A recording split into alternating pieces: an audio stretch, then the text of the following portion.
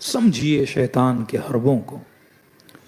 वो गलत मोहब्बतों के जरिए ये पूरी फैशन इंडस्ट्री किसके बिहाफ पे बनती है? ये फिल्म एंड ड्रामा इंडस्ट्री के बिहाफ पे। हमारी गलती ये थी कि जब सिनेमा आया तो हमने शुरू में हराम के फतवे दिए।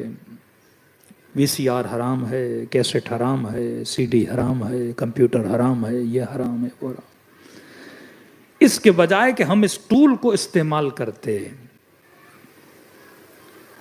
अपने राइटर बनाते, अपने एक्टर बनाते, अपनी पूरी फिल्म इंडस्ट्री बनाते, ताकि हम भी इस टूल के जरिए से अपने बच्चों को वो दिखाएं जो खुदा दिखाना चाहता है। फिल्म इंडस्ट्री इमेजिनेशन का नाम है। आप जो सोचते हो उसने अपनी सोच को सिनेमा के पर्दे पे उतारा। हम भी इलाही सोच को पर्दे पे उतार सकते थे, लेकिन हम बहुत पीछे रहे। आज आप में से कितने लोगों ने जनाब मुख्तार के बारे में कोई किताब पढ़ी हुई है? शायद कोई एक तो बंदा हो। पूरी कौम जनाब मुख्तार को जानती है जनाब मुख्तार के ड्रामे से। तस्वीर का इतना ज्यादा इम्पैक्ट होता है आपके ऊपर कि 10 किताबों में इंसान वो नहीं पढ़ सकता जितना एक ड्रामे में इंसान सीख जाता है। तो उन्होंने वही साइकोलॉजी इंसान की रीड की कि इंसान को तस्वीर पसंद है अल्फाज से ज्यादा, क्योंकि 24 आवर्स इंसान इमेजिनेशन में रहता है, तस्वीरें बनाता है।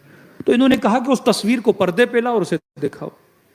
अब हमारा अलविया क्या हुआ कि मसलन किसी मुसलमान ने रसूल खुदा की फिल्म बनाना चाहिए, द मैसेंजर।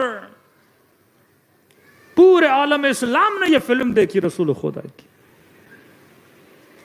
क्योंकि हमने इस इंडस्ट्री पे काम नहीं किया। अब जब हमने कोई फिल्म अच्छी बनानी भी थी तो हमने जो एक्टर लिया वो हॉलीवुड का लिया। हजरत हमजा एक हॉलीवुड एक्टर है, उसमें जितने कैरेक्टर थे वो सारे गंदे लोग थे, शराबी और कबाबी। मतलब आज मैंने हजरत यूसुफ की फिल्म बनानी है, मैंने एक्टर वही लेना है, कोई लिबरल, कोई बेदीन। कोई इमाम रजा की फिल्म बनानी है, एक्ट कौन करेगा? करबला की फिल्म बनाओगे, मुख्तारनामा बनाओगे, मुख्तार बनेगा कौन? एक्ट कौन करेगा? फिर प्राइवेट लाइफ में जब आप इन एक्टरों की जिंदगी देखते हो तो आपको घिन आती है कि कौन सा बंदा आके कौन सा एक्टर और कौन सी एक्टिंग कर रहा है, क्योंकि हम इन फील्ड में नहीं गए। मुसलमान बहुत पीछे रहा, हमें इसी चक्कर में रखा कि शलवार टखने से ऊपर हो या नीचे हो। हम इसी में लगे रहे कि तू बिद्दती है और तू काफर है और तू मुशरिक है, और आज तक उन्हीं चक्करों में लगे हुए हैं। और उन्होंने हमारी सारी नस्लों को क्या कर दिया है? हाईजैक कर दिया है। आज कौन सा बच्चा है जिसके हाथ में मोबाइल ना हो, फेसबुक ना हो, नेटफ्लिक्स ना हो, यूट्यूब ना हो, इंस्टाग्राम ना हो? जहनी मरीज बना दिया है इन चीजों ने इंसानों को। यूके की एक रिसर्च हुई कि 18 ईयर्स से लेकर 24 ईयर्स तक जो जवान बच्चे और बच्चियां हैं वो हाईली डिप्रेशन के मरीज हैं। यह रिसर्च पाकिस्तानियों के लिए बड़ी अजीब थी। कहा कि हम यूके वालों को समझ नहीं आती कि हमारे जवानों के पास गाड़ी भी है, जॉब भी है, पैसा भी है, घर भी है, ये डिप्रेशन में क्यों जा रहे हैं? डिप्रेशन में तो वो बेचारा पाकिस्तानी जाए जिसके पास बिजली नहीं है, जॉब नहीं है। कहीं वो डिप्रेशन में नहीं है, वो भी शाम को चाय के ढाबे पे बैठ के ऐसे चाय पी रहा होता है जैसे पूरे पाकिस्तान का मालिक है। ये कोई टेंशन नहीं, और वो देखो माल दौलत, घर, गाड़ी, सब कुछ है, लेकिन डिप्रेशन का देखें तो सही वजह क्या है? जब रिसर्च की पता चला इंस्टाग्राम की वजह से ये डिप्रेशन में।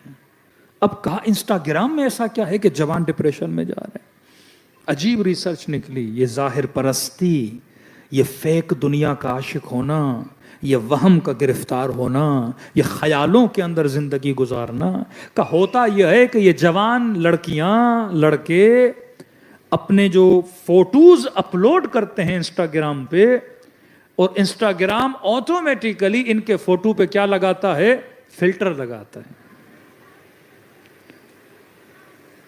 अब फिल्टर लगने के बाद ये लड़की बहुत खूबसूरत हो जाती है, लड़का बड़ा खूबसूरत हो जाता है।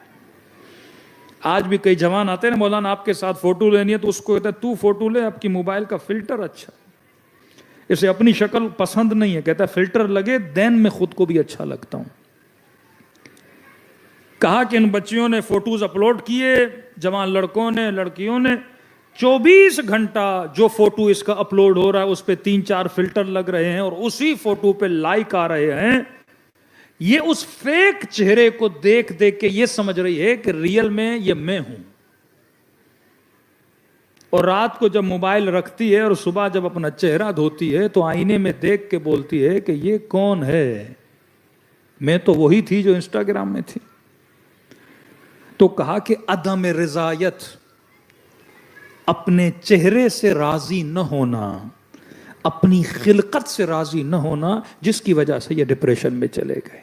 देन मुतअद्दिद ब्यूटी ऑपरेशंस एंड सर्जरीज इनको करवानी पड़ती हैं ताकि ये वैसा दिखें जैसा इन पे फिल्टर लगता है फेकनेस के पीछे। फरमाए सुकून में वो रहता है जो आलम हकीकत में रहे। यौम तरल मुमिनून वल मुमिनात यस्आ नूरुहुम बैन अयदीहिम व बिअयमानिहिम। फरमाया दुनिया की सफेदी, दुनिया का हुस्न किसी काम का नहीं, या आखिर में मिट्टी में मिल जाएगा। क़यामत के दिन कुछ ऐसे लोगों को आता हुआ देखोगे जिनके चेहरों से नूर निकल रहा हो।